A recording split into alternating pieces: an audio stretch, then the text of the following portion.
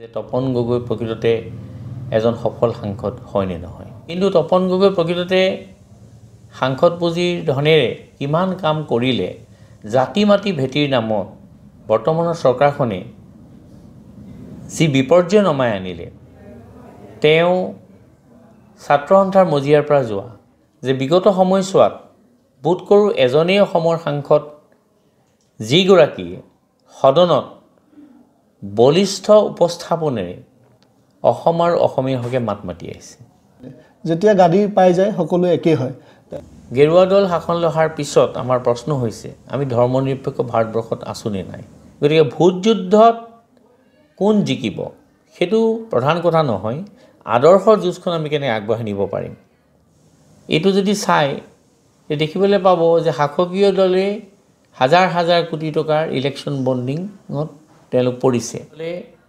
যিখিনি কাম কৰি থৈ গ'ল সেই কামখিনি নটছাট কৰি দিয়া হৈছে বৰ্তমানৰ চৰকাৰে বেংক ৰাষ্ট্ৰীয়কৰণ কৰা হৈছিলে কংগ্ৰেছৰ দিনত যে অসমত যিটো বিভাজনৰ ৰাজনীতি আৰম্ভ হৈছে খিলঞ্জীয়া এটা উপাধি দিয়া হৈছে কিন্তু খিলঞ্জীয়া শব্দটো সংবিধানত আছে তেওঁলোকে কাক খিলঞ্জীয়া কৈছে গৰীয়া মৰীয়া দেশী এইসকলক খিলঞ্জীয়া কৰা হ'ল আৰু লগতে কোৱা হৈছে জৰীপ কৰা হ'ব জৰীপ কি ভিত্তিত কৰিব যে থলুৱা মুছলমানক 100 কোটি টকাৰ পেকেজ দিয়া হ'ব 100 কোটি এটকাও যদি দিছে তথ্যটো তেওঁলোকে দাখিল কৰিলে জনসাধাৰণে স্পষ্ট চিত্ৰখন দেখা পাব একোটা অৰাজনৈতিক সংগঠনে কোন দলক ভোট দিব লাগে এই কথাটো অধিকাৰ তেওঁলোকে ক'ত পালে আৰু অসমৰ থলগুৰি মুছলমানে তেওঁলোকক ঠিকা দিয়া নাই তেওঁলোকে কিন্তু নিৰ্বাচনৰ প্ৰাকমুহূৰ্তত হাৰ পায় সৰ্বপ্ৰথমে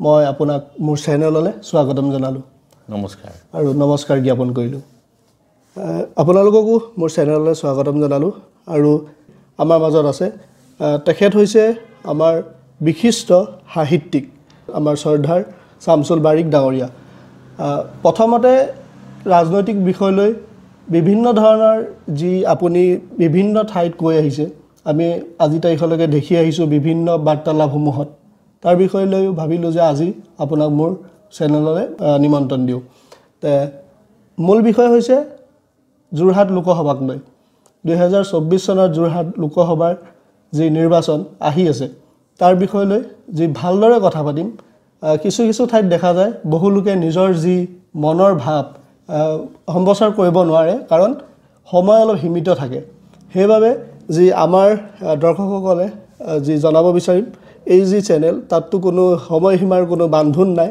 আপোনালোকে সম্পূৰ্ণভাৱে যি তেখেতৰ মনৰ যি বাৰ্তা আপোনালোকে ভালদৰে বুজিব পাৰিব আৰু আপোনালোকে ধাৰণা কৰিব পাৰিব যে সঁচাই কোনজনক আমি ছাপোৰ্ট কৰিব লাগে বা কোনজনক আমি ছাপোৰ্ট কৰিব নালাগে ইয়াৰ থ্ৰুৱেদি মই প্ৰথমতে আপোনালোকক যিটো ধাৰণাটো ক্লিয়াৰ কৰি দিওঁ যে ইয়াত আমি ক'বলৈ নাযাওঁ যে এইজনকে ভোট দিয়ক বা সেইজনকে ভোট দিয়ক আপোনালোকৰ বিবেকেৰে আপোনালোকে ভোট দিব কিন্তু ইয়াৰ দ্বাৰা আমি এইটোৱে ক্লিয়াৰ কৰিম যে কোনজন ব্যক্তি আমাৰ বাবে ভাল হ'ব প্ৰথমতে যি আপোনাক প্ৰথমতে ক'লোঁ কোনে ক'ত বটন টিপিব সেইটো তেওঁলোকৰ নিজৰ কথা কিন্তু ব্যক্তিগতভাৱে যি দুজন ব্যক্তি এজন হৈছে কংগ্ৰেছৰ এজন হৈছে বিজেপিৰ সেই দুজনৰ বিষয় লৈ সেই দুজনৰ ব্যক্তিত্ব বিষয় লৈ আপুনি প্ৰথমে কি ক'ব তাৰপিছত আমি ৰাজনৈতিক দলৰ বিষয়লৈকে যাম প্ৰথমতে মই মেৰাজ হুছেইন চেনেলক ধন্যবাদ জ্ঞাপন কৰিছোঁ এই চেনেলৰ যোগেদি সাম্প্ৰতিক সময়ৰ ৰাজনীতি সন্দৰ্ভত যি অভিযান চলোৱা হৈছে এই অভিযান সফল হওক এতিয়া প্ৰশ্নটো হ'ল নিৰ্বাচন সমাগত যোৰহাট লোকসভা সমষ্টিত সদ্যহতে দুগৰাকী প্ৰাৰ্থীৰ নাম চৰ্চালৈ আহিছে এতিয়ালৈকে গোটেই প্ৰাৰ্থী তালিকাখন সম্পূৰ্ণ হোৱা নাই আৰু মনোনয়ন পত্ৰ দাখিলৰ পিছত মনোনয়ন উঠাই লোৱাৰ সময় থাকে তাৰ পিছত আমি গোটেই তালিকাখন পাম যে যোৰহাট লোকসভা সমষ্টিত কোন কেইজন প্ৰাৰ্থী থিয় হৈছে প্ৰধান দল দুটা এটা হ'ল শাসকীয় বিজেপি আৰু আনটো হ'ল বিৰোধী ঐক্যমঞ্চৰ কংগ্ৰেছ দল হয় গতিকে এই দুটা দলৰ উপৰিও হয়তো নিৰ্দলীয় প্ৰাৰ্থী উঠিব পাৰে, এইটো আমি সময়ত জানিব পাৰিম। যিয়ে নহওক মূল যুঁজখন এই দুজনৰ মাজতেই থাকিব। এতিয়া প্ৰশ্ন হ'ল, যদি মই ব্যক্তিগতভাৱে দুগৰাকী প্ৰাৰ্থীৰ বিষয়ে ক'বলৈ যাওঁ, পোনছাতেই এটা কথা আহি পৰে যে দুয়োগৰাকী ব্যক্তি একোটা নিৰ্দিষ্ট দলৰ প্ৰতিনিধি। অৰ্থাৎ একোটা নিৰ্দিষ্ট দলৰ দৰ্শন আছে, দৃষ্টিভংগী আছে। সেই দৃষ্টিভংগী বা দৰ্শন অনুযায়ী মই দুইজন প্ৰাৰ্থীৰ তুলনামূলক এটা বিচাৰ কৰিব ওলাইছোঁ। এয়া মোৰ ব্যক্তিগত মত। যিগৰাকী সাংসদ শাসকীয় দলৰ বৰ্তমান যোৰহাট লোকসভা সমষ্টিৰ সাংসদ ৰূপে চিহ্নিত হৈ আছে, তেখেতৰ কাৰ্যকালটো আমি যদি চাওঁ, তেতিয়া দেখিবলৈ পোৱা যায় লোকসভাত তেওঁৰ যি ভূমিকা, সেই ভূমিকা প্ৰায় হতাশজনক। কাৰণ তেখেতে লোকসভাত যিমানকেইটা প্ৰশ্ন উত্থাপন কৰিব লাগিছিলে, সেই প্ৰশ্ন উত্থাপনৰ ক্ষেত্ৰত তেওঁ নিৰ্বিকাৰ ভূমিকা আমি দেখিছোঁ। যদিও তেওঁ শাসকীয় দলৰ মানুহ, কিন্তু যোৰহাট লোকসভা সমষ্টিৰ অন্তৰ্গত বহু সমস্যা আছে। এই সমস্যাবিলাক তুলি ধৰাৰ ক্ষেত্ৰত তেখেতে প্ৰতিনিধি হিচাপে অন্ততঃ প্ৰশ্ন উত্থাপন কৰাৰ অৱকাশ আছিল। দ্বিতীয়তে আমি দেখা পাওঁ, তেখেতৰ যি 5 বছৰীয়া কাৰ্যকাল, এই 5 বছৰীয়া কাৰ্যকালত প্ৰতি বছৰে সাংসদ পুঁজিৰ এই ব্যৱহাৰ কেনেকৈ হৈছে, কিমান পুঁজি আহিছিল প্ৰতি বছৰে, কিমান ব্যয় হ'ল, এই যিটো খতিয়ান, এই খতিয়ান এতিয়ালৈকে তেওঁ প্ৰকাশ কৰা নাই। আৰু প্ৰকাশ কৰিলে আমি গম পাম তেওঁ প্ৰকৃততে উন্নয়নমূলক কামত কিমান অগ্ৰসৰ হৈছে। আৰু শাসকীয় দলৰ প্ৰাৰ্থীগৰাকীৰ ক্ষেত্ৰত প্ৰায় এটা কথা শুনা যায় যে উন্নয়নমূলক কামৰ এটা ধাৰা ৰাজ্যখনত হৈছে আৰু তাৰ অংশীদাৰ তপন গগৈ। কিন্তু তপন গগৈ প্ৰকৃততে সাংসদ পুঁজিৰ ধনেৰে কিমান কাম কৰিলে, তাৰ ৰূপৰেখা যেতিয়ালৈকে আমাৰ হাতত নপৰিব, তেতিয়ালৈকে আমি স্পষ্টকৈ ক'ব নোৱাৰিম যে তপন গগৈ প্ৰকৃততে এজন সফল সাংসদ হয় নে নহয়। আৰু বিগত সময়ছোৱাত দেখা গ'ল জাতি মাটি ভেটিৰ নামত বৰ্তমানৰ চৰকাৰখনে যি বিপৰ্যয় নমাই আনিলে, বিশেষকৈ কা আইনখন প্ৰয়োগৰ ক্ষেত্ৰত শেহতীয়াকৈ যি সিদ্ধান্ত গ্ৰহণ কৰা হ'ল, সেই সিদ্ধান্তত বৰ্তমানৰ অসমীয়া সাংসদগৰাকীৰ ভূমিকা কি হ'ব লাগিছিল। যিহেতু গগৈ ডাঙৰীয়া, তপন গগৈৰ কথা কৈছোঁ, তেওঁ ছাত্ৰ সন্থাৰ মজিয়াৰ পৰা যোৱা এজন জাতীয়তাবাদী নেতা বুলি আজিও আমি তেওঁক জানো। কিন্তু আজিৰ তাৰিখততো তেওঁ জাতীয়তাবাদী নেতা বুলি তেওঁ আমি কোৱাৰ কোনো থলেই নাই। এতিয়া প্ৰশ্ন হ'ল, সেইগৰাকীয়ে কা আইনখন প্ৰয়োগ কৰাৰ পিছত তেওঁ এষাৰো যদি মাত মাতিল হয় বা কেন্দ্ৰীয় চৰকাৰক তেওঁৰ ফালৰ পৰা যদি এটা আহ্বান জনালে হয়, তেতিয়া আমি গম পালোঁ হয় তেওঁ জাতি মাটি ভেটিৰ পক্ষত আছে, অসমীয়া জাতিৰ পক্ষত আছে। তেওঁ এটা নিৰ্দিষ্ট দলৰ প্ৰতিনিধি হ'ব পাৰে, তেওঁ গেৰুৱা দলৰ প্ৰতিনিধি, কিন্তু তেওঁ মূলতঃ এজন অসমীয়া সাংসদ। গতিকে অসমীয়া সাংসদ হিচাপে তেওঁ অসমৰ অস্তিত্ব, অসমীয়াৰ অস্তিত্ব, অসমৰ ভাষাসমূহৰ প্ৰতি অহা যি ভাবুকি, অসমৰ জনগাঁথনিৰ প্ৰতি অহা যি ভাবুকি, এই ক্ষেত্ৰত তেওঁ যদি নিৰ্বিকাৰ ভূমিকা গ্ৰহণ কৰি থাকে, তেতিয়াহ'লে বুজিবলৈ বাকী নাথাকিল সাংসদগৰাকী আজিৰ তাৰিখত অসমৰ অসমীয়াৰ পক্ষত আছেনে নাই। আৰু অন্য হাতেদি আমি যিগৰাকী বিৰোধী পক্ষৰ সাংসদ, সেই সাংসদগৰাকীৰ বিষয়ে যদি আমি ক'বলৈ যাওঁ, যে বিগত সময়ছোৱাত বোধ কৰোঁ এজনেই অসমৰ সাংসদ যিগৰাকীয়ে সদনত বলিষ্ঠ উপস্থাপনেৰে অসম আৰু অসমীয়াৰ হকে মাত মাতি আহিছে। কা আইন প্ৰয়োগৰ আগতো মাত মাতিছে, কা আইন প্ৰয়োগৰ পিছতো মাত মাতিছে। আৰু দেখা গ'ল কেৱল কা আইনেই নহয়, দেশৰ বিভিন্ন জ্বলন্ত সমস্যাসমূহ সঠিক ৰূপত উপস্থাপন কৰাৰ ক্ষেত্ৰত তেখেতে উদাত্ত কণ্ঠৰে যুক্তি সহকাৰে আৰু শাসকীয় পক্ষই উত্তৰ দিব নোৱাৰাকৈ যি তেওঁৰ প্ৰদৰ্শন কৰিলে, সেই প্ৰদৰ্শন আমি গোটেই ভাৰতবৰ্ষই দেখিছে আৰু এজন শ্ৰেষ্ঠ সাংসদ হিচাপে তেওঁ পৰিগণিত হৈছে। গতিকে এনেকুৱাকৈ সাংসদ যি লোকসভা সমষ্টিৰ প্ৰতিনিধিত্ব নকৰক, তেওঁ গ্ৰহণযোগ্যতা আছে বুলি আমি একাষাৰে ক'ব পাৰোঁ। এতিয়া ভোট যুদ্ধত নিৰ্ণায়ক ভূমিকা কি ধৰণৰ হয় সেইটো সময়ে ক'ব। ভোট যুদ্ধই ক'ব যে প্ৰকৃততে কোনজন সাংসদক ৰাইজে বিচাৰিব, সেয়া সময়লৈ আমি ৰ'ব লাগিব। কিন্তু তুলনামূলক যদি আমি অধ্যয়ন কৰোঁ, তুলনামূলক বিচাৰত কিন্তু গৌৰৱ গগৈ ডাঙৰীয়াৰ স্থিতি বহুত ওপৰত বুলি আমি ক'ব পাৰোঁ। হয়, যে প্ৰথমতে ব্যক্তিত্ব হিচাপে যে আমি কথা পাতিলোঁ, তপন কুমাৰ গগৈ ডাঙৰীয়া আৰু গৌৰৱ গগৈ ডাঙৰীয়া দুজনৰ মাজত কোনজনৰ ব্যক্তিত্ব আমি অকণমান ওপৰত ৰাখিম, নহয় জানো? কথাৰ মাজেৰে আমি গমেই পাইছোঁ যিজন ব্যক্তি এতিয়ালৈকেতো এজনে যিজন বিজেপিত আছে তেওঁ 5 বছৰৰ অধিক কাল তেওঁ অতিক্ৰম কৰিলে, তাৰ মাজতো দেখা গৈছে যে তেখেতে তেনেকুৱা ধৰণৰ একো ভূমিকা গ্ৰহণ কৰা নাই। ইয়াৰ দ্বাৰা আমি কথাখিনি খালি পাতিহে গৈছোঁ, আমি ইয়াৰ দ্বাৰা কোনো ক'বলৈ যোৱা নাই যে অমুক ভাল বা অমুক বেয়া। এতিয়া আমি দলৰ হিচাপে যাম, ব্যক্তিত্ব হিচাপে আমি কথা পাতিলোঁ যে এইজন এনেকুৱা এইজন এনেকুৱা, দুইজনেই ভাল বা দুইজনেই বেয়া। আমি কেলৈ বহুলোকে আগতো দেখি আহিছোঁ, তেখেতো যেতিয়া দলত নাছিলে বা তেখেতলোকে যেতিয়া শাসনত নাছিলে, সেই সময়ছোৱাত তেখেতলোকে একেটা ভাষণে দি আছিলে, যেতিয়া গাদী পাই যায় সকলোৱে একেই হয়। পিছলৈ কোন কেনেকুৱা হয় সেয়া আমিও নাজানো। এতিয়া দলৰ বিষয়লৈ আহিম যে বহুত লোকে কৈ আছে 70 বছৰ 75 বছৰ কংগ্ৰেছে ৰাজত্ব কৰিলে, কি কৰিলে? আমিতো মাথো 10 বছৰহে পাইছোঁ, কিন্তু বিজেপিৰোতো 10 বছৰ কাল বহুত যথেষ্ট বুলি ক'ব লাগিব।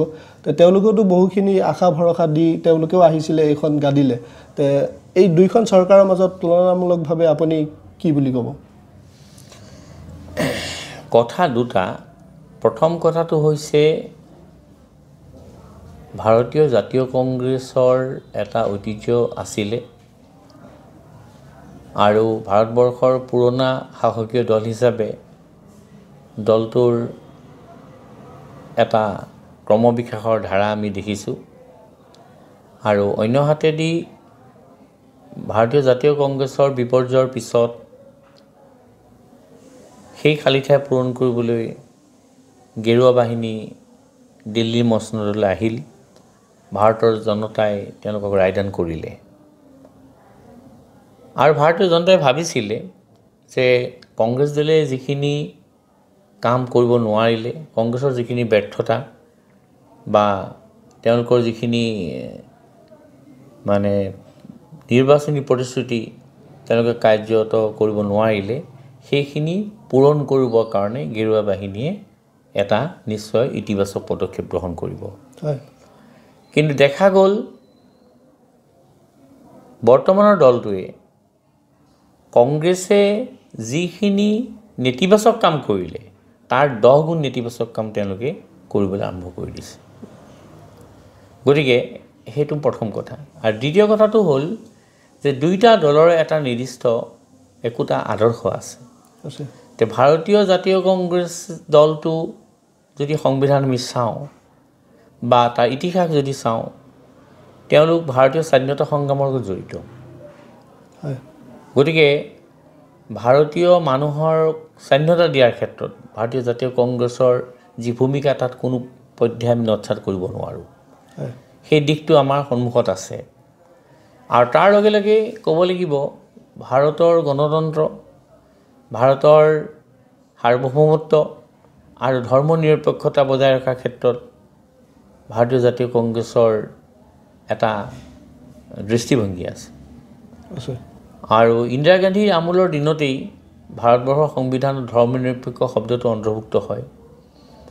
গতিকে আমি এখন ধৰ্ম নিৰপেক্ষ ভাৰতবৰ্ষত বাস কৰি আছোঁ বুলি আমি ভাবিছিলোঁ। কিন্তু গেৰুৱা দল শাসনলৈ অহাৰ পিছত আমাৰ প্ৰশ্ন হৈছে আমি ধৰ্ম নিৰপেক্ষ ভাৰতবৰ্ষত আছোঁ নে নাই? তেওঁলোকে যি হিন্দু ৰাষ্ট্ৰ গঠনৰ সপোন মানুহক দেখুৱাইছে, প্ৰকৃততে সেই হিন্দু ৰাষ্ট্ৰ কাৰ বাবে? এই প্ৰশ্নবিলাক আমাৰ হাতত আছে। আৰু এতিয়া প্ৰশ্ন হ'ল ভাৰতীয় জাতীয় কংগ্ৰেছে ধৰ্মনিৰপেক্ষ আদৰ্শক আগুৱাই নিব খোজে আৰু এওঁলোকে হিন্দু ৰাষ্ট্ৰৰ সপোন দেখিছে। গতিকে দুটা সম্পূৰ্ণ বিপৰীত মতাদৰ্শ। গতিকে তেওঁলোকৰ মাজত আদৰ্শৰ সংঘাতটো থাকিবই। এখন আদৰ্শৰ যুঁজ আচলতে, এইটো ব্যক্তিৰ লগত ব্যক্তিৰ যুঁজ নহয়। এতিয়া বহু প্ৰচাৰ মাধ্যমত আমি দেখিছোঁ যে প্ৰাৰ্থীৰ ব্যক্তিত্বক লৈহে আলোচনাটো খুব বেছি হয়, কিন্তু মই সুখ অনুভৱ কৰিছোঁ যে আজি আপোনালোকৰ চেনেলে যে দলৰ ভিত্তি, দলৰ আদৰ্শ এই বিষয়টো আপোনালোকে আলোকপাত কৰিবলৈ আহিছে। প্ৰকৃততে নিৰ্বাচনী বিষয়টো তেনেকৈয়ে আগবাঢ়িব লাগিব। আৰু সেইকাৰণে বোধ কৰোঁ ভাৰতবৰ্ষত সদ্যহতে যি ইণ্ডিয়া জোট গঠন হৈছে, সেই ধৰ্মনিৰপেক্ষতা বা গণতন্ত্ৰ ৰক্ষাৰ যিখন যুঁজ, সেই যুঁজখন আগবঢ়াই নিবৰ কাৰণে সমভাৱপূৰ্ণ দলবিলাক একগোট হৈছে। গতিকে আজি যোৰহাট লোকসভা সমষ্টিয়ে কওক বা ভাৰতবৰ্ষৰ যিকোনো লোকসভা সমষ্টিয়ে কওক, সেই প্ৰতিনিধিজনক আমি এটা আদৰ্শৰ ভেটিতহে আমি তেওঁক চাব লাগিব। গতিকে ব্যক্তিগত বিচাৰত সেই বিষয়টো কেতিয়াও নাহে। গতিকে আমি দলীয় ভিত্তিত আমি চাবই লাগিব। আৰু দলীয় ভিত্তিত চাবলৈ গ'লে ইণ্ডিয়া জোঁটৰ যিটো প্ৰাসংগিকতা, সেই প্ৰাসংগিকতা আমি ওলাই কৰিব নোৱাৰোঁ। যেনেকৈ বিজেপি NDA জোঁট আছে, গতিকে NDA জোঁটে তেওঁলোকৰ সেই আদৰ্শক লৈ যাব খুজিছে। গতিকে দুটা আদৰ্শৰ মাজত যুঁজ হৈছে। এই আদৰ্শৰ যুঁজত কোন জয়ী হয়তো সময় ক'ব। এইখন এইটো ভোট যুদ্ধ আচলতে। গতিকে ভোট যুদ্ধত কোন জিকিব সেইটো প্ৰধান কথা নহয়, আদৰ্শৰ যুঁজখন আমি কেনেকৈ আগবঢ়াই নিব পাৰিম। বিৰোধী ঐক্য যদি কালিলৈ পৰাভূত হয়, কিন্তু বিৰোধী ঐক্যৰ ভোটৰ হাৰটো পূৰ্বতকৈ যদি বৃদ্ধি পায়, তেতিয়া আমি গম পাম যে ৰাজনৈতিকভাৱে বিৰোধী ঐক্য অগ্ৰগতি লাভ কৰিছে। কোনে কিমান আসন পাব সেইটো সুকীয়া কথা। এতিয়া শাসকীয় দলে কয় কোন প্ৰধানমন্ত্ৰী হ'ব, বিৰোধী জোঁটে কিয় ক'ব পৰা নাই। কোন প্ৰধানমন্ত্ৰী হ'ব এইটো মুখ্য কথা নহয়। প্ৰধানমন্ত্ৰীটো নিৰ্বাচন কৰিব লোকসভাৰ সাংসদসকলে। গতিকে সেই পৰ্যায়টো অহাই নাই। সেইকাৰণে ইণ্ডিয়া জোঁটে এতিয়া মোৰ বোধেৰে নাম ঘোষণা কৰা নাই যে আমুকে প্ৰধানমন্ত্ৰী হ'ব, প্ৰক্ষেপ কৰা হোৱা নাই। এই কথাবিলাকো আমাৰ আহিছে। এতিয়া কথা হ'ল, যিহেতু অসমৰ প্ৰেক্ষাপটত যদি আমি চাওঁ, অসমৰ 14টা লোকসভা আছে।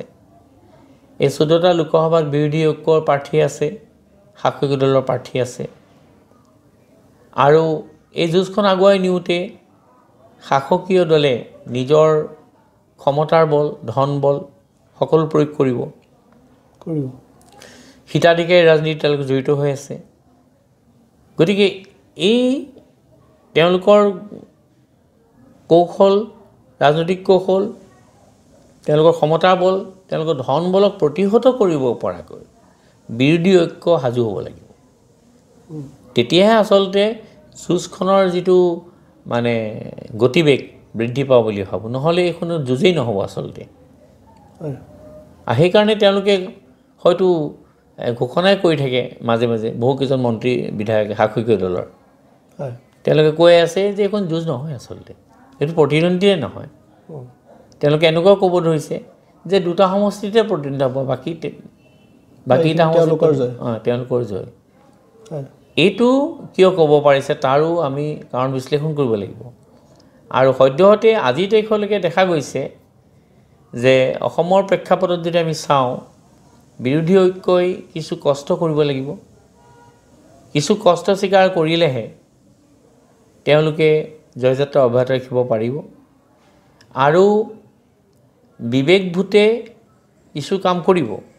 বিবেক ভোট কিমান, শিক্ষিত হাৰ আমাৰ কিমান, এলাইট ছেকশ্যনৰ ভোট আমাৰ কিমান, আচলতে নিৰ্ণায়ক ভূমিকাটো সদায় তলৰ পৰা হয়। এতিয়া তলৰ শ্ৰেণীৰ মানুহৰ ভোটে নিৰ্ণায়ক ভূমিকা ল'ব। কোনো এজন প্ৰাৰ্থী ব্যক্তিত্ব উন্নত, কোনো এজন ভাল বক্তা বা ভাল তাৰ্কিক, সেইটোৱে একমাত্ৰ কথা নহয়। ইয়াক ভোট যুদ্ধলৈ আমি নিব পাৰিব লাগিব। আৰু এতিয়া আপোনালোকে লক্ষ্য কৰিছে ইলেকশ্যন বণ্ডিঙৰ যিটো ঘটনা এইটো যদি চাই দেখিবলৈ পাব যে শাসকীয় দলে হাজাৰ হাজাৰ কোটি টকাৰ ইলেকশ্যন বণ্ডিঙত তেওঁলোক পৰিছে, শীৰ্ষস্থানত আছে। কিন্তু প্ৰকৃততে সেই ধনখিনি ঘূৰাই আনিব পৰা হ'বনে নহয়, নে সেইখিনি আকৌ নিৰ্বাচনত ব্যৱহাৰ হ'ব? আৰু জনসাধাৰণে ভাবিছে যে হিতাধিকাৰী ৰাজনীতি থকালৈকে আমাৰ কোনো নিৰাপত্তাহীনতাত আমি নুভুগোঁ, আমাৰ জীৱন চলি যাব। কিন্তু এই ইলেকশ্যন বণ্ডিঙৰ ফলত যে হাজাৰ হাজাৰ কোটি টকা পুঁজিপতিসকলৰ পৰা তেওঁলোকে ল'লে, তাৰ ফলত যে আমাৰ বয়বস্তুৰ দাম বাঢ়িলে, ঔষধৰ দাম বাঢ়িলে, গেছৰ দাম বাঢ়িলে, এই বিষয়বিলাক আমি যদি স্পষ্ট ৰূপত দাঙি ধৰিব নোৱাৰোঁ, তেতিয়া সাধাৰণ ভোটাৰে কিন্তু বিভ্ৰান্ত হ'ব। আৰু এই বিভ্ৰান্তি দূৰ কৰাৰ দায়িত্বটো আমি ভাবোঁ বিৰোধী ঐক্যৰ আছে। তে বিৰোধী দলবিলাকে জনসাধাৰণক বুজাব পাৰিব লাগিব যে হিতাধিকাৰী ৰাজনীতিৰ আঁৰৰ কথাটো কি, ইলেকশ্যন বণ্ডিং কি। সেইধৰণে আমাৰ মূল্যবৃদ্ধিৰ যিটো চৰম অৱস্থা পাইছেগৈ, আৰু GDP হাৰ এতিয়া বাংলাদেশতকৈ ভাৰতৰ কম। গতিকে এই কথাবিলাক যদি আমি জনসাধাৰণৰ মাজত বুজাব নোৱাৰোঁ, সংগঠিত ৰূপত যদি এই বিষয়বিলাক লৈ যাব নোৱাৰোঁ, তেতিয়াহ'লে এই যুঁজখন এখন কঠিন যুঁজ হৈ থাকিব বুলি মই ভাবোঁ। ঠিক আছে, আপুনি যথেষ্টখিনি যি ধুনীয়াকৈ বুজি পোৱাকৈ কৈ দিলে সকলোখিনি। তাৰ মাজতে মই ক'ব বিচাৰিম যি মাধ্যমৰ যোগেৰে মই প্ৰথমতে যি কৈছিলোঁ, কোন ভাল কোন বেয়া, কোন বেয়া কোন ভাল সেয়া আমি বিচাৰ কৰিবলৈ নাযাওঁ। যি কিছু কথাত গম পোৱা গৈছে যে বিজেপি দল সঁচাই কাম নাইকিয়া হৈছে। তথাপিও যি 10 বছৰ কাল তেখেতলোকে যি ৰাজত্ব কৰি আছে বা অনাগত দিনত কৰিবও পাৰে, কিন্তু বৰ্তমানলৈকে আপুনি তেওঁলোকৰ পক্ষত হৈ আপুনি কিবা তেনেকুৱা ধৰণৰ কামৰ বিষয়লৈ আজিলৈকে দেখিছেনে, বা তেনেকুৱা ধৰণৰ কিবা আপুনি ক'বনে যে এইসমূহ কাম সঁচাই তেওঁলোকে ভাল কৰিছে বুলি? চব আচলতে চমক সৃষ্টি কৰাটোৱে উন্নয়ন নুবুজায়। তেওঁলোকে নিবনুৱা সমস্যা সমাধান কৰাৰ ক্ষেত্ৰত যি স্থায়ী ভূমিকা ল'ব লাগিছিলে তাত ব্যৰ্থ হৈছে। যদিও শেহতীয়াকৈ কিছু নিয়োগ হৈছে বিভিন্ন বিভাগত, কিন্তু সেই নিয়োগবিলাক কি শিতানত হৈছে এইটো চাব লাগিব। আপোনালোকে চাব, দুটা শিতান আছে, এটা হ'ল পুৰণা পেঞ্চন আঁচনি আৰু আনটো হ'ল নতুন পেঞ্চন আঁচনি। পুৰণা পেঞ্চন আঁচনিৰ অধীনত যিসকলৰ নিয়োগ হৈছে, যি বিভাগতে নহওক, তেওঁলোকৰ চাকৰি নিৰাপত্তা আছে, কাৰণ তেওঁলোকে অৱসৰৰ পিছত পেঞ্চন পাব। কিন্তু নতুন পেঞ্চন আঁচনিৰ অধীনত যিসকল হ'ল নিয়োগ হৈছে, তেওঁলোকৰ পেঞ্চনৰ নিশ্চয়তা নাই, আৰু যিসকল ইতিমধ্যে অৱসৰ লৈছে এই NPSৰ অধীনত, তেওঁলোকৰ অনিশ্চয়তাত ভুগি আছে। কিছু অংশ তেওঁলোকে লাভ কৰিলে, কিন্তু এতিয়াও তেওঁলোকে পাব লগা আছে, আৰু এইটো পাবনে নাপায় এইটো নিশ্চিত নহয়। আৰু বৰ্তমানৰ চৰকাৰখনে যিখিনি নিয়োগ কৰিলে, তেওঁলোকে কিন্তু সেই NPSৰ অধীনতহে নিয়োগ কৰিছে। গতিকে আমি তাত যদি উন্নয়ন হৈছে বুলি ভাবোঁ, তে মোৰ ক'ব লগা নাই। হয়, যিখিনি কথা আমি ক'বলগীয়া আছিলে তেখেতৰ যোগেদি ভালদৰে আমি পাতিলোৱে, আৰু এষাৰ বা দুআষাৰমান কথা পাতিম, তাৰপিছতে আমি এই ভিডিঅ'টো ইমানখিনিতে সমাপ্ত কৰিম। আৰু ইয়াৰ মাজতে আকৌ ক'ব বিচাৰিছোঁ যি প্ৰথমজন ব্যক্তি হৈছে এইজন, তাৰপিছত মই বিভিন্নজন ব্যক্তিৰ ওচৰলৈ যাম, বিভিন্ন ধৰণৰ কথা যি এই ৰাজনৈতিক বিষয়লৈ, যি 2024 চনৰ যি লোকসভা সমষ্টিৰ, যি আমাৰ যোৰহাট লোকসভা সমষ্টিৰ যি ৰাজনীতি, সেই বিষয়লৈ আমি কথা পাতিম। বিভিন্নজন ব্যক্তিৰ ওচৰলৈকে গৈ আছোঁ। প্ৰথম ভিডিঅ'টো আপোনালোকৰ এয়া যি আগবঢ়ালোঁ, বিজেপি বৰ্তমান সময়ছোৱাত যি কৈ আছে, বিজেপিৰ সকলো ব্যক্তিসকলে যিমান কংগ্ৰেছে 70 বছৰ ৰাজত্ব কৰিলে, তাতকৈ বোলে তেওঁলোকে বহুখিনি কাম কৰিছে। কিছু কিছু ক্ষেত্ৰত বহুলোকে জানে, কিন্তু তথাপিও নজনা ভাওদৰে যিখিনি কাম বৰ্তমানলৈকে হৈছে, বা যিখিনি কাম তেওঁলোকে আধাৰশিলা কৰিলে, সেইখিনি কামটো এটা সময়ত সকলোখিনি কংগ্ৰেছ চৰকাৰেই তেওঁলোকে কৰি যোৱা, কিন্তু তেওঁলোকে সেই সময়ত সম্পূৰ্ণ কৰিব নোৱাৰিলে। আৰু তেওঁলোকে কিছু কিছু ক্ষেত্ৰত, কংগ্ৰেছৰ কথা কৈছোঁ, যি তেওঁলোকে অকণমান শ্ল' ম'শ্যনত চলি আছিলে, যি বাবদ তেওঁলোকে কিছু কিছু কামত অকণমান ব্যৰ্থ হ'ল তাৰ বাবে ৰাইজেও অকণমান মানে তেওঁলোকক বেয়া পালে যি পৰিস্থিতি আজি এনেকুৱা হৈ গ'ল তাৰ বাবে যি বিজেপি চৰকাৰ আহিব লগা হ'ল কিন্তু সেই কামসমূহৰ বিষয়লৈ আপুনি কি ক'ব যে চৰকাৰে বৰ্তমান যি কৈ আছে ফ্লাইঅভাৰ গোটেইখন বনাই আছে সেয়া কাৰ অধীনত আছিলে আৰু তেওঁলোকে কৈছে ডক্টৰ কি মেডিকেল কলেজৰ কথা তেওঁলোকে কৈছে বিশ্ববিদ্যালয়ৰ কথা সেইসমূহ চব তেওঁলোকে কৈছে তে সেই বিষয়ে আপুনি কি ক'ব কথাটো হ'ল বিগত ৭০ বছৰে যি দলে ভাৰতবৰ্ষ শাসন কৰিলে সেই দলে যিখিনি কাম কৰি থৈ গ'ল সেই কামখিনি নৎসাত কৰি দিয়া হৈছে বৰ্তমানৰ চৰকাৰে সেইখিনি নৎসাত কৰিছে যে ৭০ বছৰ একো নকৰিলে যদি ৭০ বছৰ একো নকৰিলে তেতিয়াহ'লে মই বৰ্তমানৰ চৰকাৰক সুধিব খুজিম যি ৰাজহুৱা খণ্ডৰ শিল্প উদ্যোগবিলাক গঢ় লৈছিলে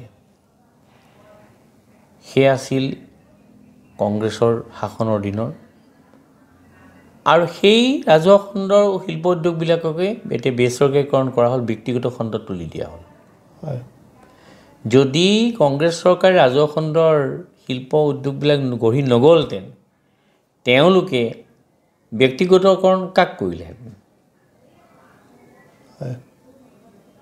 এইটো প্ৰশ্ন পোনপটীয়াকৈ আছে আৰু দ্বিতীয় কথাটো হ'ল আমাৰ বেংক যিটো বেংক ইকনমিটোৱে গোটেই দেশৰ অৰ্থনীতিৰ নিয়ন্ত্ৰণ কৰে বেংক ৰাষ্ট্ৰীয়কৰণ কৰা হৈছিলে কংগ্ৰেছৰ দিনত এতিয়া কিন্তু প্ৰায়বিলাক বেংকেই মন্দা অৱস্থাত আছে এই মন্দা অৱস্থাটো উন্নত কৰিবৰ কাৰণে এইখন চৰকাৰে কি কৰিছে তেওঁলোকে নিজেই জানে সেইটো মই ব্যাখ্যা কৰিব নোখোজো তাৰোপৰি তেওঁলোকে এতিয়া যিখিনি কাম কৰি আছে সেই কামখিনি নিৰ্বাচন কেন্দ্ৰিক এটা বাতাবৰণ সৃষ্টি কৰিবলৈ তেওঁলোকে কৰি আছে আলিপদূলি নিৰ্মাণ তেতিয়াও হৈছিলে আজিও হৈছে কিন্তু আজি কিমান হৈছে কিমান নাই হোৱা সেইটো ৰাইজে বিচাৰ কৰিব ইভিএমৰ বুটাম টিপুতে সেইখিনি বিচাৰ কৰি চাব কিমান আলিপদূলি হ'ল পূৰ্বৰ চৰকাৰ দিনত কিমান স্কুল চৰকাৰীকৰণ হ'ল কিমান শিক্ষকৰ পদ চৰকাৰীকৰণ হ'ল আৰু আজিৰ তাৰিখত কিমান শিক্ষকৰ পদ চৰকাৰীকৰণ হৈছে কিমান শিক্ষক নিযুক্তি হৈছে আৰু যিসকল শিক্ষক নিযুক্তি হৈছে স্থায়ী নিযুক্তি নে অস্থায়ী নিযুক্তি সেইটো ৰাইজে বিচাৰ কৰিব পূৰ্বৰ চৰকাৰ দিনত যিখন প্ৰাদেশিকৰণ আইন আছিলে বিদ্যালয়ৰ প্ৰাদেশিকৰণ ভেঞ্চাৰ স্কুলবিলাক কেনেকৈ চৰকাৰীকৰণ কৰিব লাগে এখন আইন আছিলে সেই আইনখন বৰ্তমান চৰকাৰ দিনত বিলুপ্ত কৰি দিয়া হ'ল গতিকে এই তুলনাটো গম পালেই ৰাইজে গম পাব যে পূৰ্বৰ চৰকাৰ দিনত কিমান কাম হৈছিলে বৰ্তমানৰ চৰকাৰ দিনত কিমান কাম হৈছে তদুপৰি শিল্প উদ্যোগৰ নামতে হওক বা তেনে কোনো উন্নয়নমূলক কামৰ ক্ষেত্ৰতে হওক উচ্ছেদৰ ৰাজনীতি তেওঁলোকে যিটো আৰম্ভ কৰিলে এই উচ্ছেদৰ ৰাজনীতিটোৱে সৰ্বসাধাৰণ মানুহলৈ যিটো বিপৰ্যয় আনিছে যিটো বিপৰ্যয় আমি পূৰ্বতে দেখা নাছিলোঁ আৰু পৰিস্থিতি সাপেক্ষে উচ্ছেদ হ'ব পাৰে কিন্তু উচ্ছেদ হোৱাৰ ফলত উচ্ছেদিত মানুহসকলক কৰ্মসংস্থাপন দিয়া হ'ল নে নাই এই প্ৰশ্নটো ইয়াৰ লগত জড়িত হৈ আছে আৰু এটা প্ৰসংগ মই আনিব খুজিম যে অসমত যিটো বিভাজনৰ ৰাজনীতি আৰম্ভ হৈছে জনগোষ্ঠীৰ মাজত অসমীয়া অসমীয়াৰ মাজত খিলঞ্জীয়া অখিলঞ্জীয়াৰ মাজত এই ৰাজনীতিটো কোনে কৰিছে এই প্ৰশ্নটো জনসাধাৰণে নিশ্চয় কৰিব সদ্যহতে দেখিবলৈ পোৱা গ'ল যে অসমৰ অৱহেলিত জনগোষ্ঠীসমূহৰ ভিতৰত আমি অসমীয়া মুছলমান বুলি যিসকলক কওঁ যিসকলক গৰীয়া মৰীয়া দেশী জলহা বুলিও নামাকৰণ কৰা হৈছে সেইসকলৰ ক্ষেত্ৰত খিলঞ্জীয়া এটা উপাধি দিয়া হৈছে কিন্তু খিলঞ্জীয়া শব্দটো সংবিধানত আছে নে নাই খিলঞ্জীয়া শব্দটোৰ বিজ্ঞানসন্মত ব্যাখ্যা কি ইয়াৰ ভিত্তিবৰ্গ কি হ'ব পাৰে এই কথাবিলাক গোটেই পৃথিৱীতে চৰ্চাৰ বিষয় হৈ আছে তেওঁলোকে কাক খিলঞ্জীয়া কৈছে আৰু কাক অখিলঞ্জীয়া কৈছে যিসকল মানুহ আজি স্বাধীনতাৰ আগৰ পৰা আছে সেই মানুহখিনি খিলঞ্জীয়া নহয় নেকি?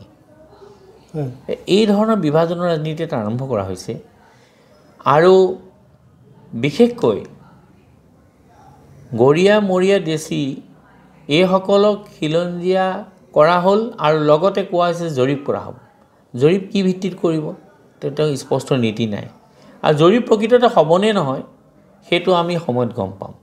এইটো নিৰ্বাচনৰ প্ৰাক মুহূৰ্তৰ এটা চমক নেকি? কাৰণ পূৰ্বতেও আমি লক্ষ্য কৰিছিলোঁ যে থলুৱা মুছলমানক 100 কোটি টকাৰ পেকেজ দিয়া হ'ব। 100 কোটি এটকাও যদি দিছে তথ্যটো তেওঁলোকে দাখিল কৰিলে জনসাধাৰণে স্পষ্ট চিত্ৰখন দেখা পাব। আৰু শেহতীয়াকৈ মই এই কথাটো কৈ যাব খুজিছোঁ যে অসমত খিলঞ্জীয়া মুছলমানে কওক, থলুৱা মুছলমানে কওক, থলগুৰি মুছলমানে কওক, সংগঠনৰ ওপৰত সংগঠন আছে। গতিকে মই নাম কৈ শেষ কৰিব নোৱাৰোঁ, এখন দীঘলীয়া তালিকা আছে। তাৰে 2 সংগঠনে নিৰ্বাচনৰ প্ৰাক মুহূৰ্তত খিলঞ্জীয়াসকলৰ প্ৰতি দৰদ দেখুৱাই তেওঁলোকে চৰকাৰে প্ৰতিশ্ৰুতি দিছে, গতিকে চৰকাৰক আমি ভোট দিব লাগে, এনেধৰণৰ বিবৃতিও আমি দিয়া দেখিবলৈ পাইছোঁ। এতিয়া প্ৰশ্ন হ'ল সেই সংগঠনখিনি চৰকাৰ ফ্ৰণ্ট নেকি, শাখা নেকি? চৰকাৰ ফ্ৰণ্ট বা শাখা হ'লে প্ৰশ্ন নুঠে। যদি চৰকাৰী ফ্ৰণ্ট বা শাখা নহয়, অৰাজনৈতিক সংগঠন, একোটা অৰাজনৈতিক সংগঠনে কোন দলক ভোট দিব লাগে এই কথাটো অধিকাৰ তেওঁলোকে ক'ত পালে? আৰু অসমৰ থলগুৰি মুছলমানে তেওঁলোকক ঠিকা দিয়া নাই যে তেওঁলোকে এই ধৰণে মুকলিমূৰীয়াকৈ কাক ভোট দিব লাগে ক'ব। অসমৰ থলগুৰি মুছলমানৰ গণভোট নোলোৱাকৈ, তেওঁলোকৰ মতামত নোলোৱাকৈ 2 সংগঠনে, সকলো নহয়, তেওঁলোকে কিন্তু নিৰ্বাচনৰ প্ৰাক মুহূৰ্তত হাৰ পায়। গতিকে এই হাৰ পোৱা সংগঠনকেইটাকো আমি চিনি থোৱা ভাল।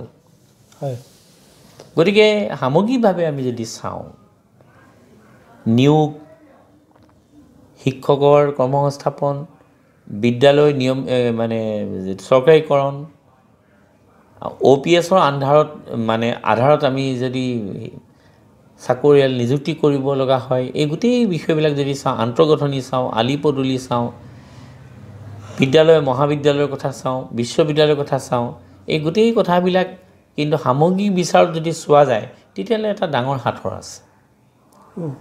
আৰু এটা কথা লক্ষ্য আমি কৰিছোঁ যে যিকেইখন চিকিৎসা মহাবিদ্যালয় এতিয়া আছে, থকা চিকিৎসা মহাবিদ্যালয়ত জৰুৰীকালীন ব্যৱস্থা কিমান সক্ৰিয় হৈ আছে। সাধাৰণ ৰোগীয়ে মাজনিশা যেতিয়া বিপদত পৰে, এই চৰকাৰী মহাবিদ্যালয় আমাৰ চিকিৎসালয়খনে তেওঁলোকক ছাৰ্ভিচ দিব পাৰিছে নে, সেৱা আগবঢ়াব পাৰিছে নাই, নে তেওঁলোকে ব্যক্তিগত খণ্ডৰ চিকিৎসালয়লৈ যাব লগা হৈছে? এই প্ৰশ্নটো আছে। বিশেষ ধৰণৰ ব্যৱস্থা নথকা, অভিজ্ঞ আৰু বিশেষজ্ঞ চিকিৎসক নথকা আমাৰ মহাবিদ্যালয় বহুত আছে, এই চিকিৎসালয় বহুত আছে। গতিকে এনে পৰিপ্ৰেক্ষিতত তেওঁলোকে কেনেধৰণৰ এখন অসম গঢ়িবলৈ গৈছে সেই তেনেকুৱা স্পষ্ট মানচিত্ৰ তেওঁলোকে দিব পৰা নাই। আৰু তেওঁলোকে কৈছে যে নতুন নতুন চিকিৎসালয় হ'ব, আমুক জিলাত এখন হ'ব, আমুক জিলাত এখন হ'ব, আমুক জিলাত এখন হ'ব, কিন্তু বৰ্তমান থকা কেইখনৰে আধুনিকৰণ হোৱা নাই। বৰ্তমান সময়ৰ প্ৰযুক্তি যি বিদ্যা, যি ডিজিটেল যুগ, সেই ডিজিটেল যুগৰ লগত খাপ খাই যাব পৰাকৈ আমাৰ চিকিৎসালয়খন তেওঁলোকে সাজু কৰি দিব পাৰিছে নাই? যদি সেইটো কৰিব পৰা নাই, তে নতুনকৈ প্ৰতিশ্ৰুতি দিয়া হ'ব লগা চিকিৎসালয়খনৰ ৰূপটো কেনেকুৱা হ'ব সেইটো ৰাইজে নিশ্চয় লক্ষ্য কৰিব। ঠিক আছে, আপোনাক অশেষ ধন্যবাদ জ্ঞাপন কৰিলোঁ। বহুতখিনি সময় মোৰ বাবে আৰু ৰাইজৰ বাবে আপুনি যি দিলে। আৰু শেষৰবাৰ মই আকৌ এবাৰ ক'ব বিচাৰিম যে এই ভিডিঅ'টোৰ দ্বাৰা মই যিখিনি কথা আপোনালোকৰ আগত আগবঢ়াব লগা আছিলে আগবঢ়ালোঁ। কোনো ৰাজনৈতিক দলক মই এফালৰ পৰা নকওঁ, মানে এতিয়া আজি আপোনাৰ ওচৰলৈ আহিছোঁ, মানে মই আপোনাকো কথাষাৰ জনাব বিচাৰিছোঁ। কালি মই ৰাইজৰ দলৰ ব্যক্তিৰ ওচৰলৈও যাম, পৰহিলৈ মই কংগ্ৰেছৰ ব্যক্তিৰ ওচৰলৈও যাম, তাৰপিছত আমি বিজেপিৰ ব্যক্তিৰ ওচৰলৈও যাম। প্ৰত্যেকৰে কথা ল'ম, কাৰণ এজনে ধৰক কৈ আছে বিজেপি ভাল, এজনে কৈ আছে কংগ্ৰেছ ভাল, এজনে কৈ আছে ৰাইজৰ দল ভাল, এজনে কৈ আছে অমুক ভাল। আমি কথাষাৰ সকলোৰ জানিম আৰু যিখিনি চৰ্চা কৰিব লাগে, যিখিনি ৰাইজে বুজি পাব লাগে, সেইখিনি ৰাইজে এই কথাৰ মাজতে বুজি পাব যে কোন ভাল আৰু কোন বেয়া। আমি স্পষ্টকৈ নকওঁ যে হয় অমুক ভাল, আমি স্পষ্টকৈ নকওঁ যে অমুক বেয়া বুলি। সেইখিনি আপোনালোকৰ হাতত এৰিলোঁ। আপোনালোকে কথাৰ মাজে মাজে গম পাব আৰু আপোনালোকে ইয়াৰ পৰা সম্পূৰ্ণভাৱে ধাৰণা কৰিব লাগিব আৰু ধাৰণা কৰিব পাৰিব যে আমি কাক ভোট দিব লাগিব, কোন সঁচাৰ্থত আমাৰ বাবে কাম কৰিব। পুনৰবাৰ আপোনাক অশেষ ধন্যবাদ জ্ঞাপন কৰিলোঁ ইমানখিনি সময় আপুনি মোক দিয়াৰ বাবে। পুনৰবাৰ আপোনাক লগ পাম তাৰ আশাৰে আজিৰ এই ভিডিঅ'টো ইমানখিনিতে সমাপ্ত কৰিছোঁ। ধন্যবাদ। নমস্কাৰ। নমস্কাৰ।